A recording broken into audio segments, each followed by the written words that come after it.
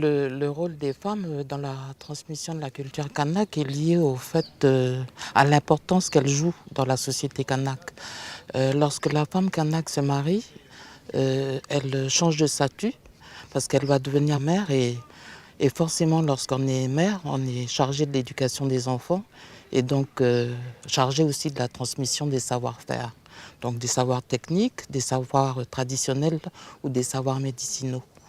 J'ai envie de dire aussi que dans notre société, la femme, elle joue le rôle de relation entre les clans. Par son mariage, en fait, c'est pas comme chez les Européens où deux individus se marient. Ici, elle fait le lien entre des familles, elle fait le lien entre des clans. Ça veut dire des nouvelles tribus, des nouveaux villages. Et donc, voilà, c'est par là que je peux considérer qu'elle joue un rôle important. J'ai envie de dire aussi que tout au long de sa vie, elle va donc recevoir, elle a une éducation, on va dire, particulière. Cette relation qu'elle a avec sa maman, elle est basée sur la transmission d'un ensemble de comportements.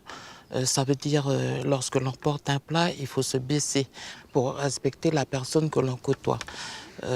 Elle va par exemple se taire, elle va faire attention à ses frères, elle ne va pas porter une parole trop forte, elle va discuter avec sa mère, enfin, tout un ensemble de comportements, de règles de vie qui font que, voilà, elle va devenir épouse, voilà, ce sont ces valeurs qu'elle va devoir transmettre dans le clan où elle a été mariée.